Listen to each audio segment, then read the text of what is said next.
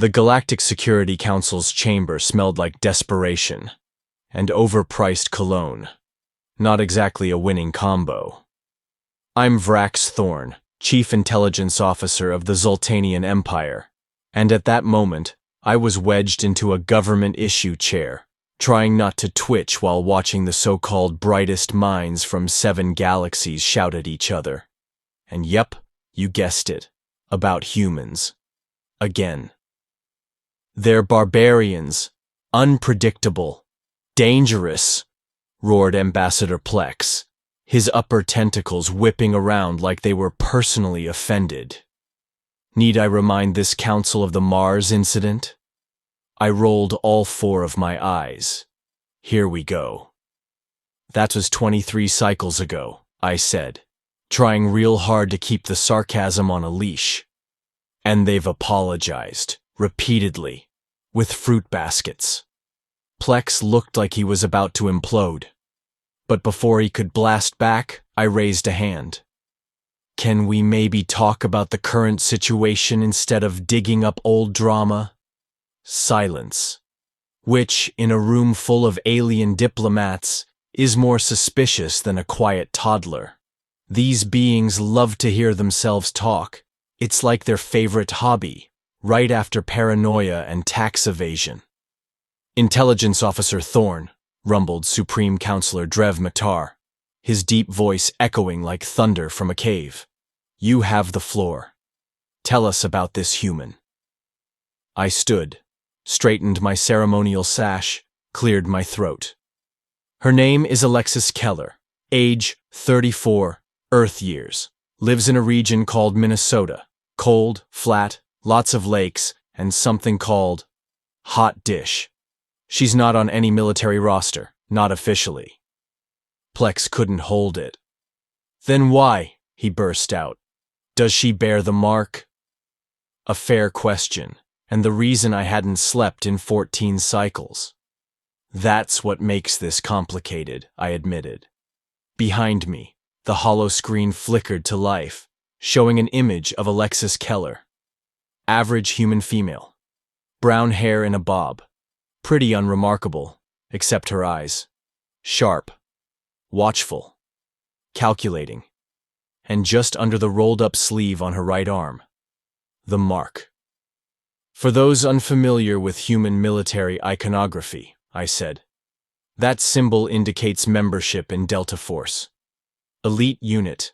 Top tier. The best of the best. But you just said she's not military, interjected Counselor Zarya, her translucent skin flashing with confusion. Correct. She runs a bookstore, sells coffee, bakes muffins. Her tax records? No military pay. Education? Retirement suits some people, Keller says, scanning the book. That'll be $1,850. He hands over a payment card. Their fingers brush. They both freeze, just for a microsecond. Then, weather's turning, Reeves says as she bags the book. It always does, Keller replies, still casual. Hummingbirds will be migrating soon. Page 42 has good info. Reeves nods, takes his book, and leaves. Whole interaction? Just under 2 minutes. I paused the footage. Our linguistic analysts reviewed every word. No known code phrases. Nothing about weather or hummingbirds has any precedent. It appears to be an ordinary purchase. But you don't think so, said Maktar. No, I said. I don't. I advanced the footage. 3 hours later, the bookstore closes. Keller walks home. No deviations. Makes dinner. Reads. Then, at precisely 21:47 local time, she opens the bird book, to page 42. I tapped again. There's nothing unusual on the page, just migration facts. But she stares at it for 60 seconds. Then she walks to her bedroom closet, moves her clothes aside, and reveals a hidden panel, one we'd never detected. I pause for effect. She presses her hand to it. It scans and opens. Inside, a metal case. She opens that. Inside, a device. Unknown tech. When she activates it, all our surveillance systems in a half-kilometer radius go offline. What happened next? Plex shouted. We don't know, I said. Surveillance came back 43 minutes later. Keller was back on her couch, reading the bird book, as if nothing happened. And Reeves? Zarya asked. Disappeared, I said. His tracking team lost him minutes after he left the bookstore. Zarya's skin was pulsing now, a sign of rising fear. What does this mean, Officer Thorne? I looked at her, then around the room. It means we have a human bearing a top-secret military designation, not recognized by their own government, using unknown tech that defeats our surveillance, and now in contact with a known 3 days after that council meeting, I was on Earth. Not exactly my idea of a vacation, especially since humans still think handshakes are a friendly gesture, not the germ exchange ritual they obviously are. But here I was, in Minnesota, land of 10,000 lakes and one very suspicious bookseller. You realize this is completely unauthorized, muttered Gra Vallon, my field operations specialist. We were parked in a cloaked surveillance vehicle just across the street from between the pages. His gray scales rippled in a pattern that meant extreme anxiety. If the council finds out you went planetside without approval, they'll fire me, execute me, I said, adjusting the sensors. Either way, I'll finally be free from Plex's speeches about the Mars incident. Gra didn't laugh. Typical. Besides, I added, the council's still voting on whether to form a committee to consider taking action. By the time they decide anything, whatever the gardener is planning will already be in full bloom. Gra snorted. Floral metaphors? You've been on Earth too long. 12 hours is hardly… Wait, I stopped mid-sentence. She's moving. Alexis Keller had just emerged from her bookstore, locking the door behind her. No yoga mat, no dog. Today, she wore practical clothing, a small backpack slung over one shoulder, and she walked with clear intent. Different from her usual routine, I said. Follow her. Maximum distance. We don't want another blackout. Gra piloted the vehicle carefully, keeping her in view. She walked 6 blocks, then entered a small coffee shop called The Daily Grind. We parked across the street, enhancing our optics through the shop windows. She's ordering a drink, Gra said dryly. Fascinating. She's waiting for someone, I murmured, zooming in. Sure enough, 7 minutes later, a human male entered. Average build, glasses, messy hair. Look. Distribution network active? Keller asked, still watching the water. All points responsive, awaiting final authorization. Timeline? 48 hours. Opposition? Aware, but confused, Reeves said. One agent is getting closer than the others. They were talking about me. I checked my cloaking device. Still active. Perfect sync. How did they know? Neutralize? Reeves asked, as if asking whether he wanted sugar in his coffee. My hand drifted to my sidearm. No, Keller said. Observe. They might still be useful. Risky. So is what we're about to do. Reeves nodded. Epsilon coordinator wants confirmation. All gardeners are go, Keller said. Soil is prepared. Then she turned to look at him. And for the first time, I saw it.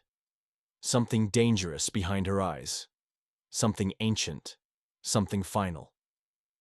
And afterward, she said quietly, the galaxy learns why you never threaten Earth. They stood and parted ways without another word. I didn't move. I was still processing what I'd heard. This wasn't just some rogue unit. This was something global, coordinated. Something involving our galaxy's most protected secrets. My communicator buzzed. Gra's voice came through, low and tense. She's not the only one, Thorn. Target entered a building on Henderson Avenue. 7 others inside, all bearing the mark. Who? Teacher, doctor, electrician, journalist, bus driver, software developer, florist. A cell, I whispered. One of many. They're building something, Gra said. I got a scan through an open window. Tech we've never seen. Energy signatures off the charts. High-level quantum interference, beyond anything in our database. What does it do? Unknown. But the readings match our dimensional shift tech. My heart stopped. Dimensional shift tech was our most advanced weapon. Barely functional, short range, fragile. If humans had something better. Get to the ship, I ordered. Alert the council. I'll meet you at the rendezvous in 20. I kept my sidearm trained on her, even though part of me knew it was useless. You're planning an attack, I said. Targeting the Andromeda sector, Orion's belt. You're building a weapon. She actually laughed. A weapon? She repeated, clearly amused. Is that what you think this is? Before I could answer, she slowly reached into her coat pocket. I tensed. This isn't a weapon, Officer Thorn. She pulled out a small, sleek device, familiar, identical to the one we'd seen her activate before. It's a key. To what? To understanding, she said simply. She pressed the button. I braced for an EMP pulse, another surveillance blackout, maybe worse.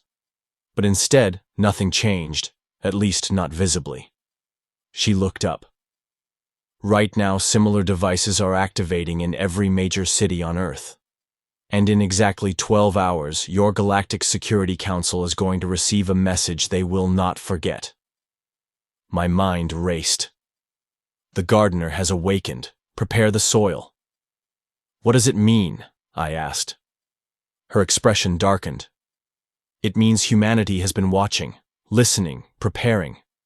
We know about your contingency plans for Earth, the sterilization protocols, the invasion scenarios, the evacuation drills hidden in your own data vaults. My stomach dropped. Those were our most classified protocols, plans we kept buried even from our own planetary partners. Not even the other galactic races on the Council knew those existed. How? I asked, stunned.